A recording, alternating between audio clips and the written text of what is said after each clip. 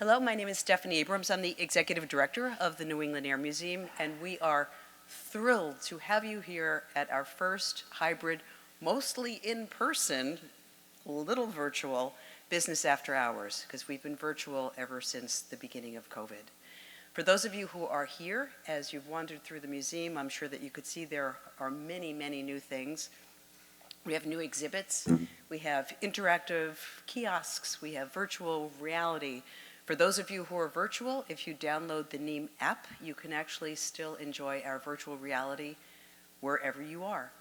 Speaking of things that are new, we are lucky enough to have a new Vice President of Development, Rick Cleary, who, yay! And Rick is going to be running Business After Hours. And with that, I'm going to let Rick take it from here. Thank you, Stephanie. First, I want to acknowledge our sponsors for tonight, Accenture and KeyBank, who without their help, this wouldn't be possible. And they've been a strong supporter of our Business After Hours events for quite some time and continue to do so.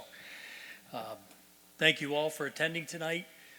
Tonight we have the opportunity to host Transcend Air, leaders in the new age of high-speed VTOL, and learn about their VI 400 aircraft program, tilt wing program, along with their industry partners, Kaman and General Electric.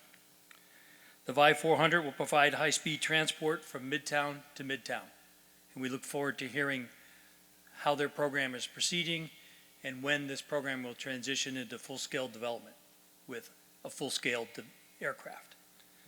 Stephanie talked about our museum tonight. Again, you've seen our collection. We have almost 100 aircraft in our collection here, but we still have 40 that are in storage as we rotate in and out, and just because of the lack of space, we can't put them all out here. But one of the things, our mission here is to spark passion in the next generation of those who will design the aircraft, build the aircraft, fly and maintain the next generation. That's our mission. And what we're doing here is we're beginning a transformation of the museum. We are going to change it from being a best kept secret to being a destination spot. A lot of that will include expanding our reach. Today we're here in Windsor Locks. Tomorrow we may be in Hartford. We may be in Boston. We may be in Bridgeport. We need to expand our reach and to take our mission and our stories out to other people. We have a very rigorous STEM program here. Last year, virtually, we taught over 4,400 students in aviation and science and technology. And we look to expand that reach as we go forward. You'll see as we transform the museum, we will change our museum experience, adding a cafe, indoor, outdoor changes, focusing on new exhibits. We opened an exhibit 3 weeks ago honoring New England women in aviation and their exploits. Truly fantastic what these women accomplished. Our next major exhibit will honor Tuskegee Airmen. That will open in November and will be told from the children of the Tuskegee Airmen, their stories and their memories. And we look forward to having you back here for that event. Right now, and we're focused on new public events, such as this one tonight. So what I'd like to do is introduce Mr. John Martin to come up from General Electric and talk about their part of the program. John?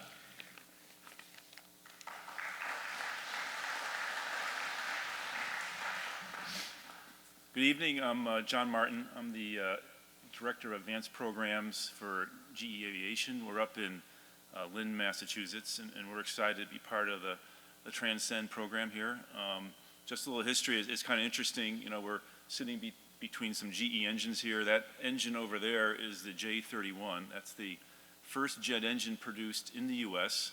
The history on that is that it was during World War II.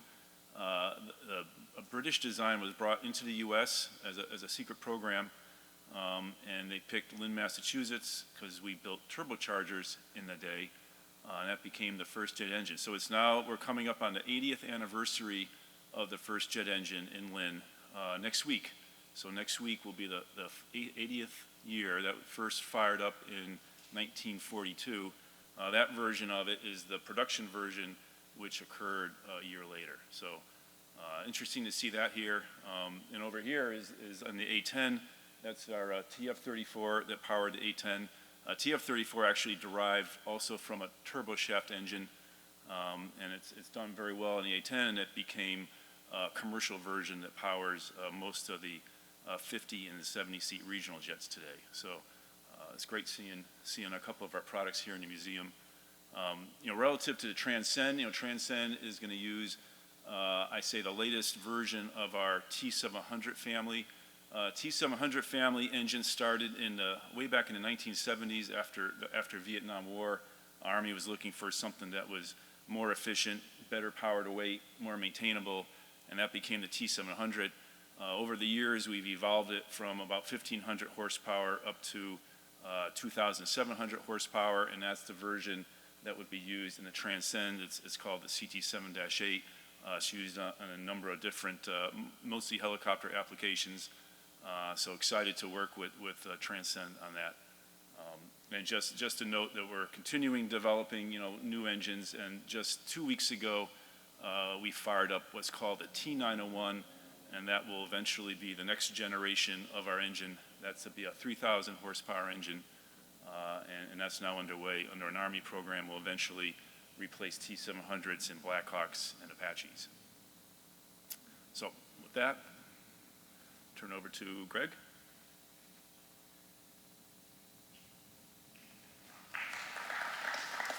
Hi, everyone. I'm Greg Bruell, co-founder and CEO of Transcend Air. Peter Schmidt, my co-founder and COO, will be trading off as we go through the presentation. I just have to move my backpack first. Actually, we were supposed to let Will talk next. Oh, okay. And can we get the lead slide up?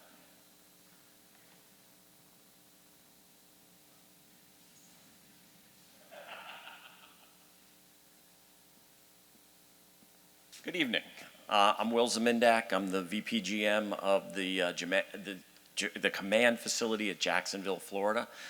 Flew up today for this event. Really excited to be here.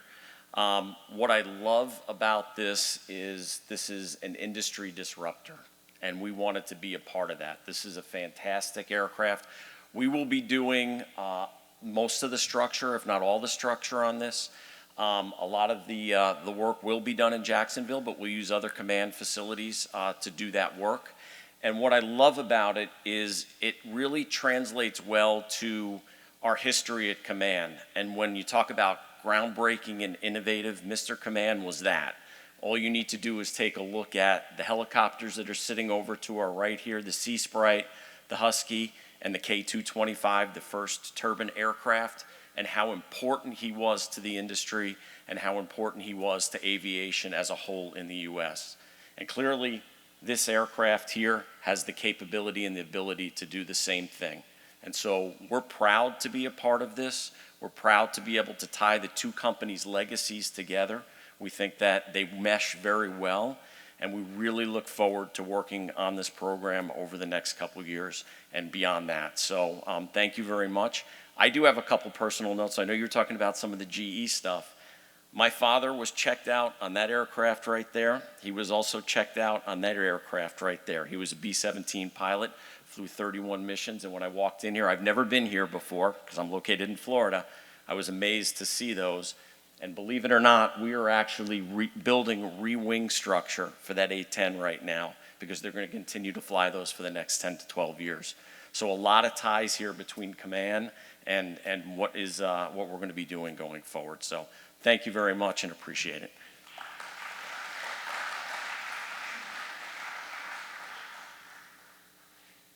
All right, let's try this again. So I wanted to thank everyone for being here and thank the museum for hosting this. This is really an auspicious place for us to be in many ways, both because of the aircraft that are here and because of our partners. So it's interesting because the turbine is the center of our story. All right, so now can we get our slides? Here we go. So the time for speed is now. Why now? So there's two big pieces to the story. The first is the technology, and there's two core pieces to that. The first is the turbine engine. And a lot of our story tonight is about the turbine engine. It's been a key enabler for us. And the second is the whole airframe parachute, and I'll go into more details about that as well. But the other big piece to this story of Transcend Air is how we identified a market for the aircraft. So, the key ingredient to high-speed VTOL is the turbine. And if we look at the history of the turbine, we see that the power density of turbines has become astounding. Astounding. So there's the engine that we have, the CT7-8 that we're going to use in the first version of the aircraft. But there is a whole path for us to continue to expand the capabilities of the aircraft. So this is a pivotal piece of our story. And if you look through some of these numbers here, you can see that the original engine in broad use in the military, and I kind of picked the Black Hawk because it's a well-known name, was about 1.4 power density. And now we're looking at engines that weigh a little bit more and have more than 7 horsepower to weight, and that's incredible. The other big piece of this, I said it was the parachute. Why the parachute? Well, it enables us to have a single engine, and cost will end up being one of those major ingredients as we go through the rest of the story here. So we need an aircraft to hit this market that we're thinking about. The cost of the aircraft is critical. And if we look at a couple of examples here, the 139 or the 609 as two examples of aircraft that are roughly the same size in terms of cabin space. And you can see these sticker prices are much higher than our 3.5 million at 12 and 24.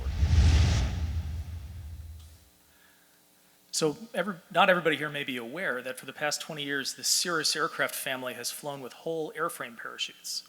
So you see in the right there, it's a little hard to see, but at the bottom of that parachute is a Cirrus SR-20 aircraft. That is a 4 or 5 place piston single. And over the past 20 plus years of flying as a certified FAA aircraft, that parachute has made that aircraft more than twice as safe as the overall industry average. And if you take the Cirrus out, of course, it does even better versus the non-parachute equipped competitors. In fact, according to my calculations from the American Helicopter Safety Team, a piston single flown by random Yahoo Part 91 pilots, oh, that's me, by the way, is actually safer in terms of fatalities per 100,000 flight hours than professional Part 135 crews flying turbine helicopters. So the parachute has really proven itself as a breakthrough safety innovation, and it has not been as widely adopted in the industry as we think it should be, and that's why it's core to putting it in our aircraft.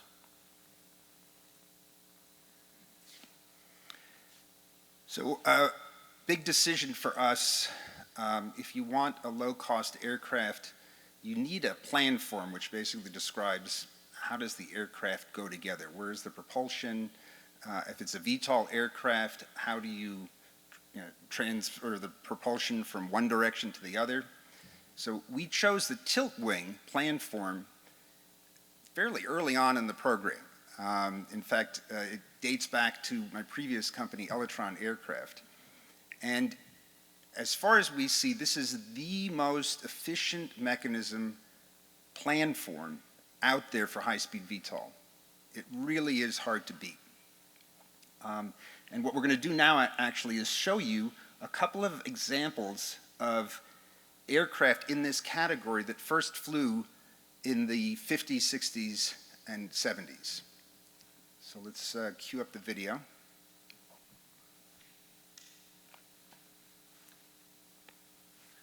So this is the LTV XC-142. It's a 4-turbine engine tilt wing VTOL.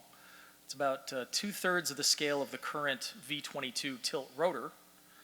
And the thing about tilt wings is they're mechanically vastly simpler than tilt rotors. A tilt rotor like the V-22 is two big helicopters that you take the cabins off of, you connect them via a wing, you cross shaft the heck out of them, and then you make them tilt sideways. They're really miracles of mechanical complexity. Tilt wings use propellers, and that's a lot simpler, perhaps an order of magnitude simpler just in terms of raw part count. So here's the XC-142 approaching in a 90-degree crosswind, and you'll see as it converted from airplane mode to helicopter mode with the wing tilting up, it's yawing into the wind as the most efficient way of doing station keeping as it settles into land here. Now, so this was one of the two major examples that flew successfully, about 50 years ago. The other one that we like to look at is the CL-84. The CL-84 was a twin turbine tilt wing aircraft built by Canadair. You can see it, the CL-84 is in the upper right there. And so it's more similar to, in terms of size, to the Vi-400. It weighed about twice as much, and so we can go ahead and pull up that video. What we did just to demonstrate the similarities from then and now was I went in our flight sim and I flew these classic maneuvers from the CL-84 flight demo that they did back when they were trying to prove that, yes, this planform really can fly efficiently and with a sufficient agility in all weather conditions in order to work. So.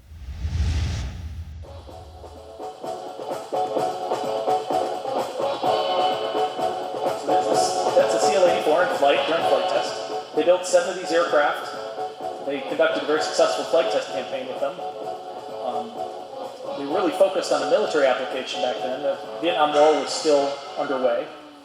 What we've done is we've taken 50 years of technology advances, particularly in the turbine and the parachute, and we've created the ultimate version of this tilt wing platform. And what you can see is how we use roll to translate sideways. And we have to cancel the speed by rolling back the opposite direction. And in this video, I'm flying all of these maneuvers manually, but we now have a set of flight control laws that will do that automatically for me, which is nice. It would have taken me a lot less time to shoot these maneuvers. We yaw the aircraft by deflecting the trailing edge flap ailerons, the flaperons, in the propeller slipstream, and that creates yawing moments. And that yaw rate you saw right there was less than half the max possible yaw rate. It's very agile. And the aircraft can fly backwards. And you'll see here a level transition for both aircraft where we start by flying backwards and then swing the wing forward. And by a very complex proprietary and trade secret sequencing of the flight control surfaces and the propeller pitch, the collective pitch of the propeller, we can control the trajectory through the transition. We can do level transitions, we can do climbing transitions, we can do descending transitions, and we can do that with controllable G loading on the passengers smoothly and comfortably. So there was a level transition into horizontal flight, and then the two aircraft zoom off. And finally, you see an arrival transition, and you see the aircraft are tilting their wings up. Now, one difference between our planform and the CL-84 is you look at the CL-84, it has a 3-part tail, and it actually tilts with the wing. We looked at that and said, that's inefficient, it's heavy, you don't need to tilt the tail. So we don't tilt the tail. And so if you looked really closely, you would have seen that where the CL-84 was using its tail tilt to slow down, I actually tilted our wing backwards a little bit and used backwards thrust to slow the aircraft in the air. And then both of them settled down to a nice soft touchdown. So, we've built, as the video says, a true 21st century evolution of this tilt wing planform. And we can just roll into the next video. So, how do we know it's going to work? How do we know it's going to work, Greg? So the next video is going to show some of our flight tests of the aircraft that you see right here. So this aircraft has flown as a helicopter. In addition, we put it through a bunch of what we call our poor man's wind tunnel, where we attach it to the front of a truck and we drive it down a drag strip.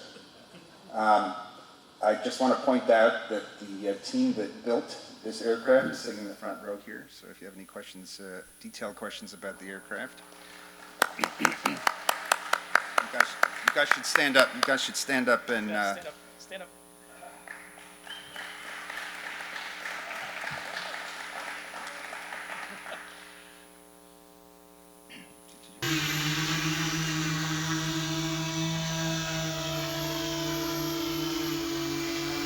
And so this flight test was part of our campaign to expand the envelope. And so we took off and are flying downrange. This particular test was a cold weather test, and it was also a gusty wind test.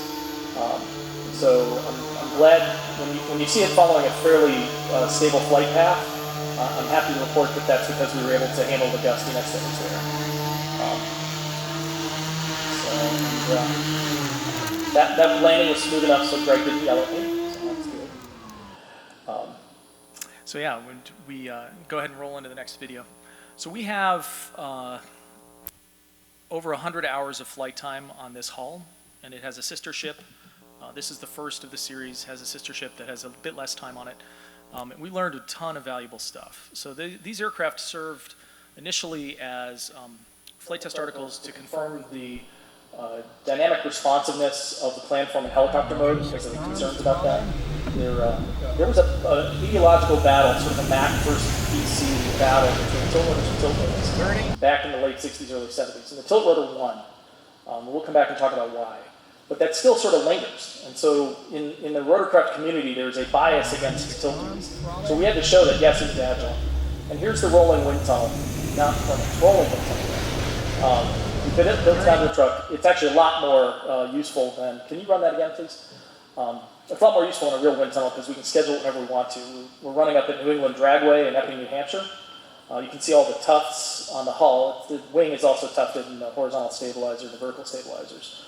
So what we're doing here is testing a hypothesis that came through flight simulation about how to control the flight path through the transition.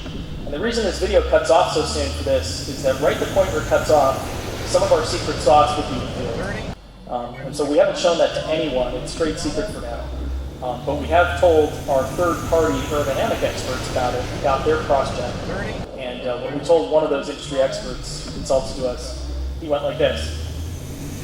Huh, that'll work. Good, that's good. But no, it's crucial to the whole program. And so we've used, obviously the aircraft is an airplane mode. We had to figure out in simulation how to transition it, because as I said, it's a very complex, non-linear sequencing of the flight controls through the transition. So doing that in simulation made it possible then to move this into the flying aircraft. And so that's what's next. All right, so we can go back to the slides.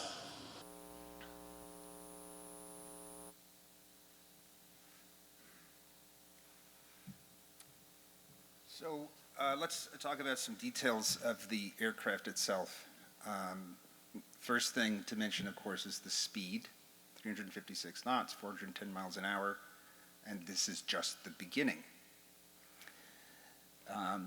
It's a tilt wing. We mentioned that there's a single CT-7-8 in the back, as I discussed earlier. The range, so we have a sweet spot.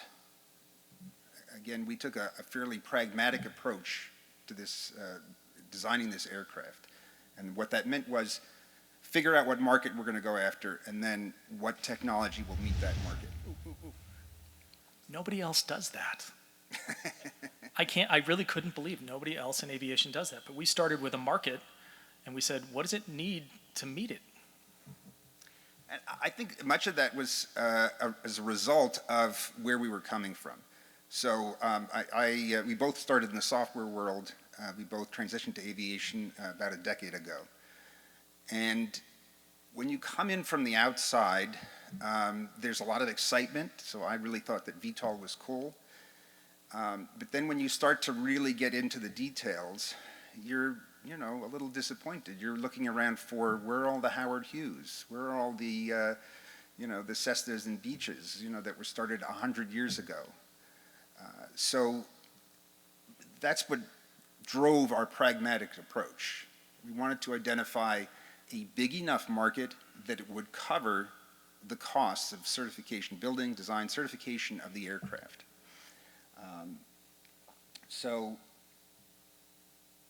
Some of the other features, by the way, and these are important features for me, another kind of personal pain point that we were addressing with this company was I just felt like I was in Boston, my family was in New York, and the two places were drifting apart over the years. I I used to be able to do the trip between Boston and New York door to door in about an hour and a half, taking the shuttle. And I can't do it in less than 4 now.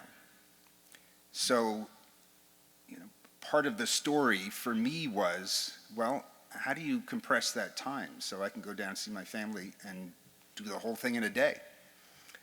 And then the other piece to it is, well, my family's getting older, so I wanted an aircraft where they could come up and visit me, which meant that it had to be, at this point, handicap accessible, and it had to have a really spacious and comfortable cabin. Oops, I think I turned it off. Oh, turn it back on, yay. Okay, All right, anything else you want to say on the aircraft? no, well, so the next thing to say on the aircraft is, you know, Greg was talking about 4 hours any way you do it, whether you fly on the airlines, or you take the train, or you take a bus, you drive yourself. The reason for that's congestion, right? Cities have grown. 50 years ago in the 60s and 70s, population of the US was under 100 million. We're over 300 million now, right? 3x the people, and most of that's happened disproportionately in cities. So the cities are congested. So, you know, once you get in your airliner seat, as cramped and uncomfortable as it is, it doesn't take long to get to the other side. But getting into the seat and getting out of the seat are a ridiculous nightmare. So the key here is VTOL. We don't go to airports. No airports means no congestion. So we fly from VIPorts, which are water-based, barge-based infrastructure, just like the Wall Street heliport at the tip of Manhattan, which you can see above the word, above the equal sign in no airports. That's the existing Wall Street heliport. So we're taking that model and we're going to make use of an underutilized public asset in major cities around the world, which is the waterfronts, which were built to support waterborne commerce, and now they're largely empty. So that's where our infrastructure goes. So we can get you 36 minutes in the air from New York to Boston. That's actually a little bit faster than jets get you, because the jets get vectored way out over the west and have to come in, land at an airport, and they waste all this time screwing around on 5-degree slopes, you know, and they drive the controllers crazy. We're going to go straight. We're also making use of an underutilized public asset in the air over these cities, because our flight profile is basically straight up and then transition and go straight to the destination, come straight down. So if you imagine the current air traffic system being like handicapped ramps going into airports, we're like an escalator that goes down between them. So we don't interfere with the existing air traffic flows. So that means 84 minutes door to door. So we go from 4 hours down to 84 minutes. And we're delighted to have our partners, Kaman and GE, here tonight. But a couple of our other significant partners are Prometheus Fuels. They're an e-fuels startup. They're going like gangbusters. And what e-fuels is, means we get zero carbon jet fuel from their technology. And it's not just them. There are 3 other well-funded startups that are taking carbon dioxide out of the air, combining it with water vapor out of the air, using sustainable electricity coming in to reverse the combustion process and create zero carbon fuel at the back end. And it's zero carbon jet fuel that's ASTM certified. So it doesn't require any special checks that it'll work. It's just the same as fossil fuels, except that it's 100% sustainable, zero carbon. This is going to be key, not just to our industry, but to all of air transportation and the broader transportation industry. It's a parallel path to decarbonization that you're doubtless going to hear more about. But we think Prometheus has the best story, and that's why we're delighted to partner with them. So although we're using a turbine, we are just as, in fact, probably more green than battery electric aircraft. So you can feel good about being excited about us, right? The other key is Lilly Helipads. They've designed a zero runoff helipad infrastructure, which we have the exclusive rights to use. And that means our VIPorts will be 100% non-polluting. There won't be any de-icing fluid getting into the water, no spilled fuel getting into the water. They're self-heated, so they'll be safe. It's a really fantastic evolution in helipad technology, which we're applying to our VIPorts. So this is all about our business model. We partner with the best of the best. We bring the design and the service, and we partner with the best of the best to realize this. Oops. So this is what the service would look like in a decade and a half or so, where we've actually filled out an entire route network in the United States with a $20 billion market. This is really exciting, because this gets back to, if you're going to make a new aircraft, there's a lot that has to be paid for up front. And you want to be able to regain all of that investment. And this kind of market size is what makes it so exciting. This is a unicorn type play, right? It's shooting for a big goal. That $283 ticket price, that is what makes that route network possible. So how did we get to that number? So that's where kind of the two stories where Peter and I came together. That's where the origin of that number is. So I originally, it was at Electron Aircraft, we made a 2,000-pound manned VTOL aircraft. I had a lot of inbound interest from oil and gas, but that went away in 2015. So I was looking around, emergency medical services, what's the right market, air taxi, and looked up Peter, and he was working at Linear Air, which is an air taxi operator. So I came to him and said, hey, Peter, I've got this cool aircraft. And before I could tell him anything about it, he said, the last thing the world needs is another aircraft. I said, no, this one's different, it's VTOL. And he's like, okay, I could see how that could be helpful. And so we bandied about a bit, and the bottom line was that Peter had this realization from what he did at Linear Air, and he can go into that in more detail, was that you didn't want to do air taxi, you wanted to do scheduled service. He was running into problems at Linear Air trying to create a profitable business, and, oh, go ahead, talk about Linear Air. So the problem with air taxi is that picking people up where they are and taking them where they want to go is insanely expensive, even for ground vehicles. If you think about what cities had viable taxi networks prior to Uber, it wasn't very many. If you tried to call a taxi outside of New York City and Paris, and it was a pain in the butt. You never knew if they were going to show up. It was not very good. The only reason there's a taxi market at all was because of the forced monopoly of medallions. They had to constrain the supply. Is everybody here aware that Uber has never made a profit? Uber's never made a profit. It's not a profitable business. It can't be.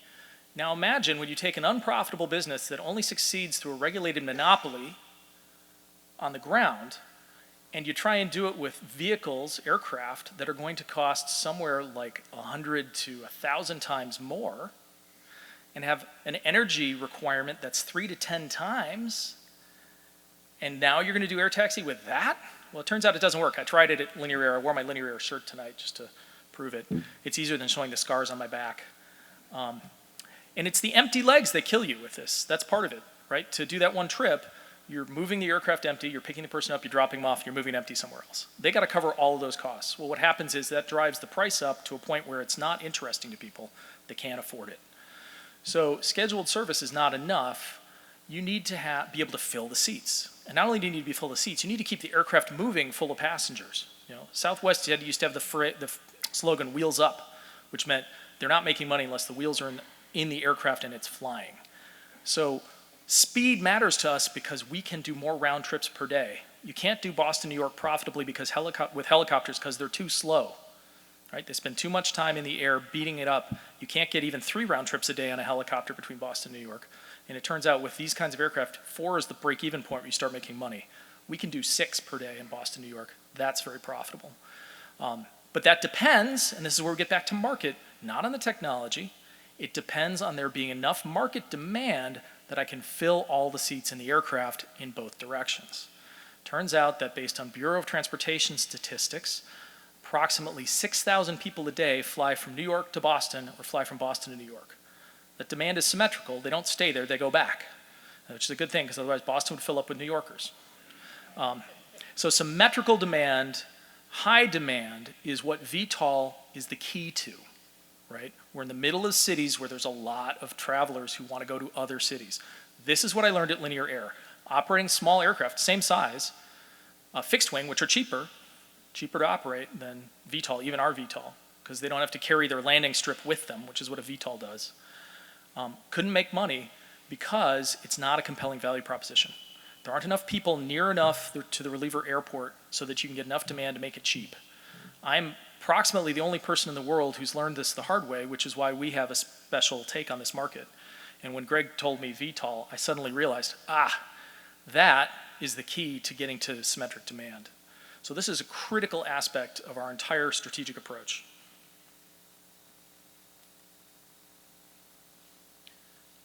So just to summarize, we're talking about prices door to door that are less than an Uber plus an airline ticket plus an Uber. So we're not just competing with the airline ticket, couldn't do that, aircraft's too small. We're competing with the ground transportation as well. That's where it's compelling. I can go to a CFO and say, I can save you 5 to 10% on your hard dollar costs door to door for some decent set of your employees who are flying between Boston and New York, or New York and DC, or Orlando and Atlanta. They will take that meeting all day long, right? So they want low price. So that unlocks it. And then, you know, we cut 2/3 to 80% off the door-to-door time for you. You know, go from 4 hours to 84 minutes. We are going to dominate this $20 billion regional market when we get going.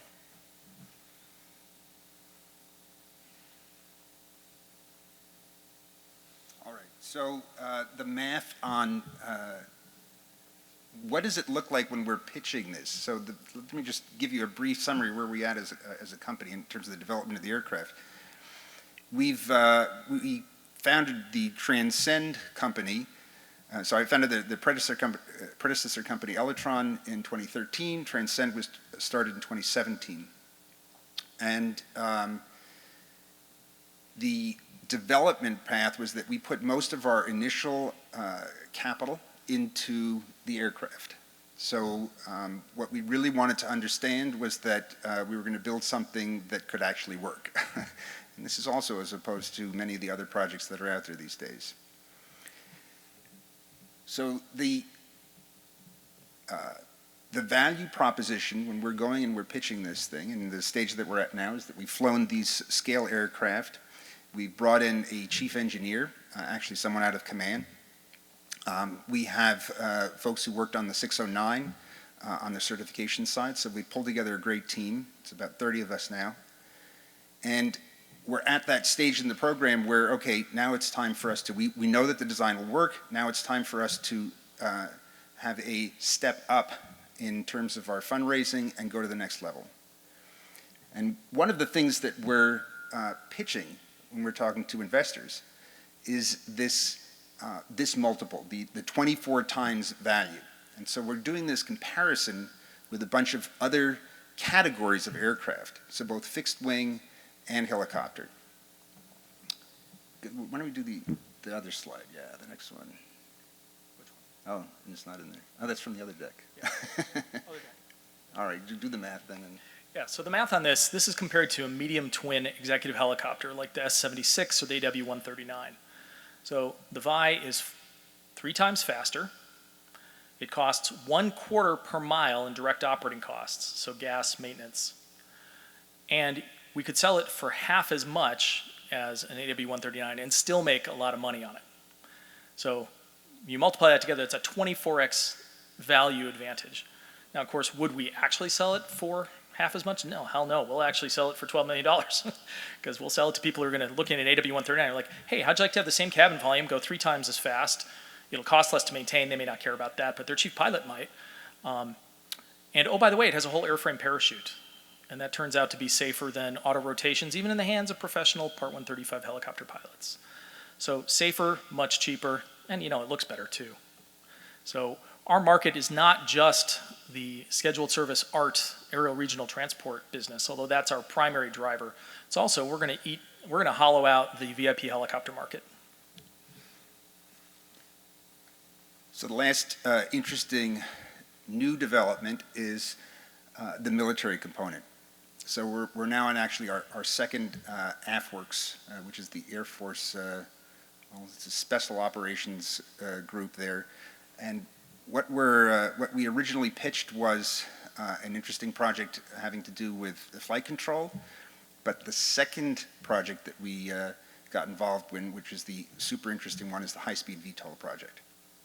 And this challenge now, the original set of possible folks that submitted to it was about 200.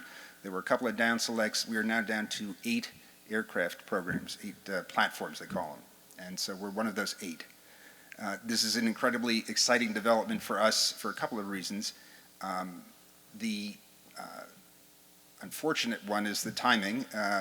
Right now, there's just been a lot of folks who are interested in this market. And that has helped us. But then the other one that's very interesting is that we have come up with a way to keep the aircraft essentially in this form. So we have pitched them a version of this, a militarized version of the aircraft that keeps the exact same plan form, it's the same size. We swap out the engines, the propellers, and now they've got what we call the V500 aircraft, which is a 500 mile an hour high-speed VTOL aircraft using the new T901 engine. Kind of told our stories already. Yeah, I already mentioned that the experience is unique, but I wanted to just give a highlight to that. That's the 2,000-pound manned or crewed tilt-wing aircraft that Greg and his partner at Elytron, Oliver Garrow, built. That got into flight test. So there's been a history. This prototype you see here is number 15 in a lineage of flying prototypes that dates back to 2009. We have flown collectively more different eVTOL planforms than anybody else in the world. And we know, this aircraft's all electric, by the way. I am the chair of the Electric Flight Test Committee of the eVTOL Flight Test Council, in no small part because we're flight testing with an electric aircraft. But I can tell you, we know as much as anybody out there about the strengths and weaknesses of battery-powered electric aircraft, and we're using a GE turbine.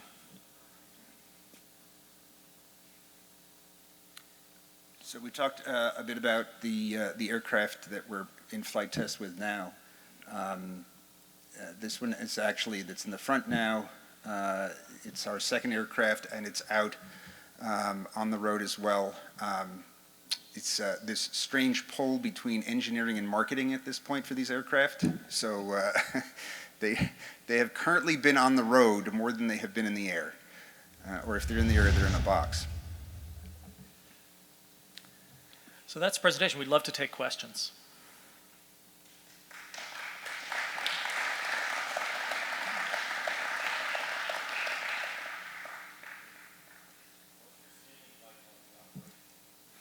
What's the ceiling on the operational aircraft? So we intend to certify the civil aircraft to 20,000 feet.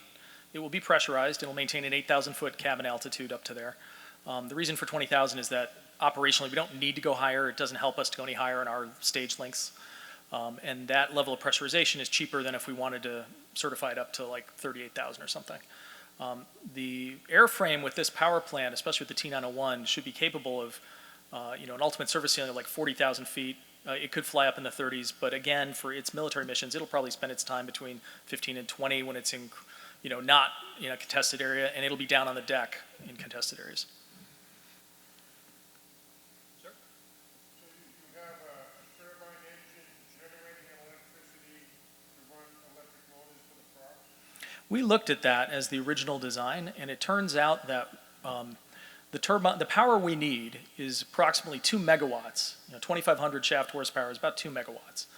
And when you look at how to deliver 2 megawatts to an aircraft that's going to fly up high, when you're done with, if you do low voltage, then you've got huge concrete bus bars, which actually weigh much more than mechanical drive shafts and gearboxes. If you go high voltage to try and not have heavy copper, then you end up with significant insulation and arcing problems, and nobody's ever certified anything like that. And so you don't, people are looking at going to multiple kilovolts for electric aircraft, and the risk on that's just too high. So we're using a traditional mechanical gear train. So we've got a central main gearbox that's a T. It sends a drive shaft down each wing. The drive shaft will come from Kaman, and the special cool couplers that allow for some misalignment as the wing heats up and changes, those come from Kaman. We couldn't build this without them. And then there's a planetary gearbox in each of the nacelles that reduces the RPM of the drive shaft down to turn the propellers. The other half of that, kind of the technical piece of it is, if you take a turbine, you need a generator, and then you need to turn that back into mechanical motion, which means now you've got all the additional weight. So the other big piece that we wanted to avoid was that extra passenger, the loss of the ability to carry that extra passenger.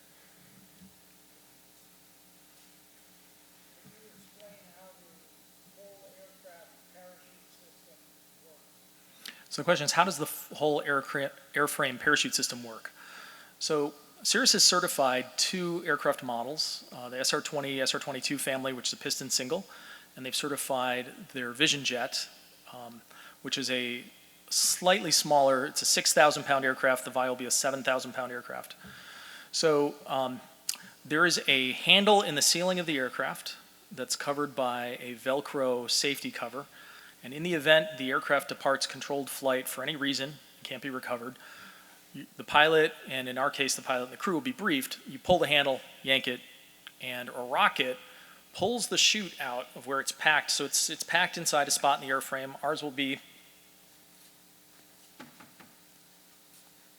sort of right there behind and under the turbine. So a rocket pulls it out, and when you're high enough, air motion inflates the parachute, and the aircraft floats down in a defined configuration. Now, the Cirrus parachute, the aircraft just comes down passively, but what we're going to be doing is we're actually going to be flying the aircraft under the parachute. So as the air rushes up, there are two ways for us to steer the aircraft. We can deflect the flaperons actually in the opposite directions than when we're flying, and that'll give us yawing moments. We can also use the rudders on the tail to yaw the aircraft. So we can point the aircraft in a direction, and then we get thrust by having two open panels in the back of the parachute. So basically it's coming down very much like an auto-rotation in a helicopter, except you can steer it much better than you can in an auto-rotating helicopter. Yep, in the back.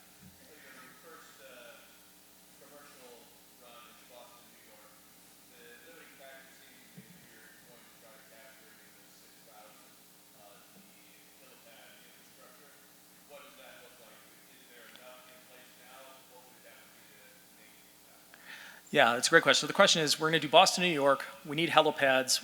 What's the infrastructure like now? What are we going to do? So New York has 3 heliports. They have a total of approximately 50 landing pads. And we could make hundreds of millions of dollars with just doubling the current ops tempo into those pads that they're using, which is conceivable. We'd actually build additional ones, but you can just look at that. One of the key benefits of our model is that we can have cash positive operations serving just 192 of those 6,000 passengers per day. So we have this minimum unit that's kind of 3 aircraft being dispatched in each direction on 6 round trips per day. And we start throwing off cash.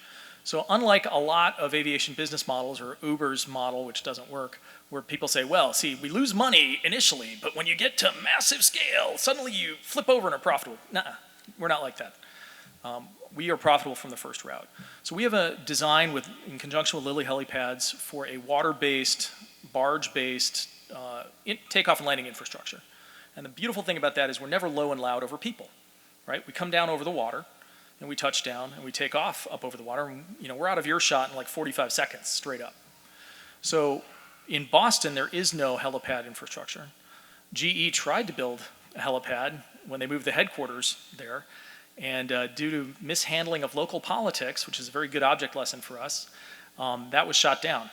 The person who led that led the shooting down of it, the community activist, is actually a good friend of one of the people on our team, Vanessa Blakely. And so he's one of our advisors for how to work with the community, and we've been doing that for a couple of years already. So we will look to site our first Viport at the end of Boston's Fish Pier in the seaport, not too far from GE headquarters, so we'll get them their helipad that way. Don't tell anybody I said that. And the key here is, Boston, New York, we may not actually launch Boston, New York first because of the political and community and all that stuff.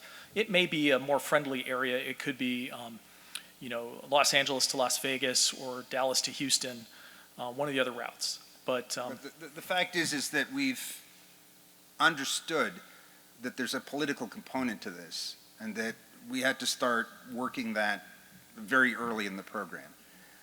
The other thing that we hope to do is to draft behind some of the eVTOL work that's going on out there.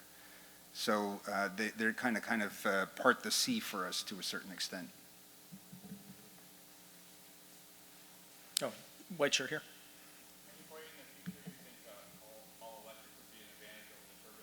So the question is, any point in the future where all electric would be an advantage? So one of the partners on that slide was a company called Vertigo Aero. Vertigo Aero's CEO is Eric Barch. Eric Barch staged the world's first formation flight of all-electric aircraft, battery electric aircraft, at Oshkosh, the fly-in there.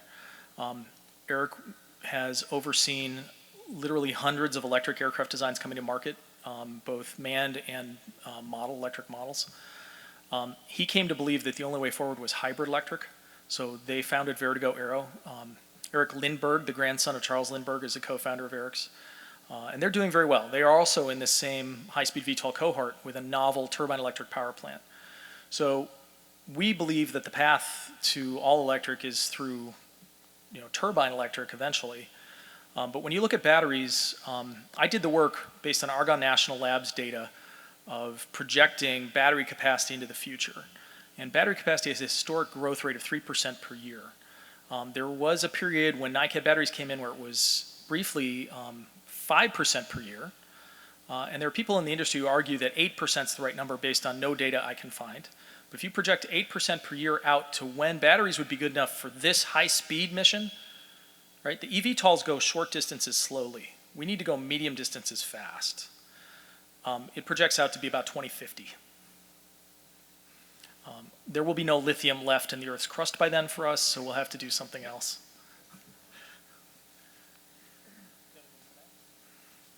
Yeah.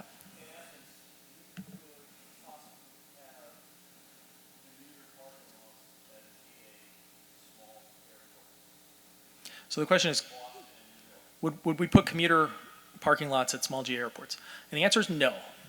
My linear air experience has conclusively proved that there is no way to make money operating small aircraft from GA airports. If it were possible, people would be doing it right now. Lord knows many people have tried it over the past, 70 years to end of World War II. And that was the question I had to answer. Why can't you make money? Well, we ran scheduled service. I subsidized scheduled service. We were the cheapest ticket between Boston and New York for several months. Kayak.com, we partnered with them. And so we were the #1 result on Kayak for Boston-New York flights. I couldn't fill the seats. But I did get enough passengers I could ask the ones who flew why, and I got enough ones who abandoned their shopping cart that I had contact info and I could talk to them. So the ones who flew with us said, well, you're kind of the same price as the Delta shuttle. Never heard of you, but I live near Teterboro or I live near White Plains, so I decided to try it. Okay? The people who didn't fly said, well, you're the same price, but I never heard of you, and I actually live closer to LaGuardia. And the fact is, the air carrier airports are in higher density areas than the reliever airports. Reliever airports that find density growing up around them get shut down, like Santa Monica. So when you look at the convenience factor and the ground travel cost of getting out to them, it increases the price. It's actually so much cheaper that you just can't, the model just doesn't work, and that's why it doesn't exist. Yeah, and the other piece to that is the asymmetry problem, because what you're going to end up with is that there's commuters, and now you're stuck with that empty leg problem. And that's not to say that we can't have our aircraft used in some of those applications. We looked at airport transfer. We're definitely looking at the Manhattan to East Hampton route. But those, again, are asymmetric. It'll be a different price category. It won't be as expensive as you would have with a helicopter. But, what we're going for is this really big market.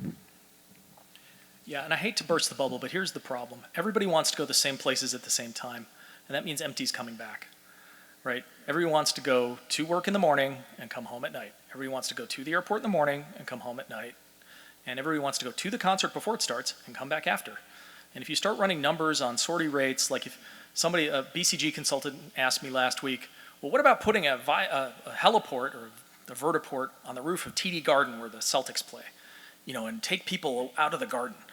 And you do the math, and it turns out that you can only get a maximum, maybe 50 people off the roof of TD Garden in the first half hour after the game. And after that, there's no benefit to flying because the time you're waiting in line to get on it, it's like just get on the tee. 50 people, that stadium, that arena holds what, 15,000? It just doesn't work.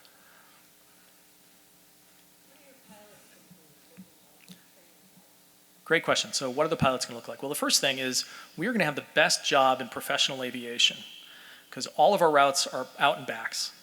So everybody gets to sleep at home every night. So our schedule is a morning shift and an evening shift. And you'll be 3 days on, then 4 days off. And then the next week you'll be 2 days on and 5 days off. You can pick up charter flights on the weekend if you want to, but you don't have to. We don't fly on holidays. So, we fly, it's business-oriented service, so we fly Monday through Friday, not on federal holidays. And we'll pay competitively for that.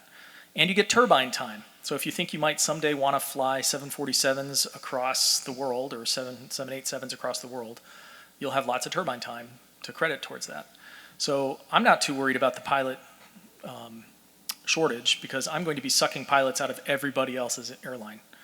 And I'm especially excited about the opportunity to entice women to consider a pilot career where they don't right now. Because right now, if you're flying the line for Delta or whatever, you're 7 days on, 7 days off, or 10 days on, 12 days off, whatever that is. You're on the road for a big chunk of time now with your family.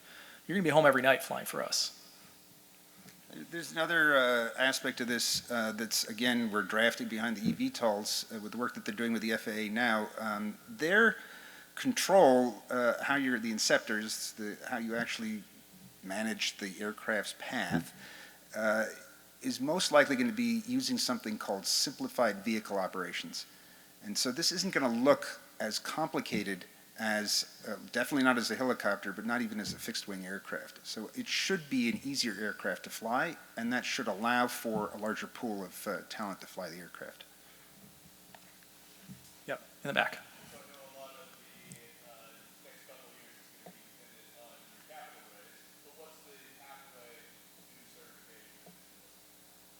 Well, so the pathway is, first we build full-scale prototypes, and we go do flight test with those to prove out the aerodynamic loads and find any other issues that need to be fixed in the certification track aircraft.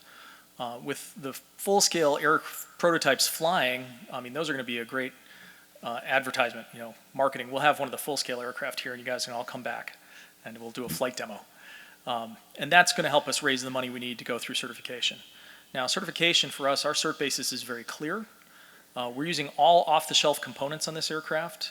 Where it isn't off-the-shelf, the bespoke components, the propeller, the gearbox, the landing gear, we're not pushing the state-of-the-art in any way. So this is all stuff that's been certified before by the FAA. We know what to do. The only novel thing we'll have to do is propose an equivalent level of safety argument for our vertical operations that incorporates the use of the parachute and our low-altitude electric motor backup for turbine failure. The extraordinarily unlikely event that a GE turbine should shut down at low altitude, we'll have an electric motor with a big battery that dumps a bunch of power in it, and the aircraft can fly for 30 seconds and land safely. So that's novel. So that's the one novel thing that our architecture has. And so, that's why I'm so glad about the safety record of parachutes, because the thing about safety is, in aviation, there's only one acceptable place in the race for safety, and that's a tie for first. And Cirrus has made it clear that airframe parachutes are superior to steely pilots dead sticking or auto-rotating aircraft down to the ground. So I had no fear that we're going to be able to prevail with that argument.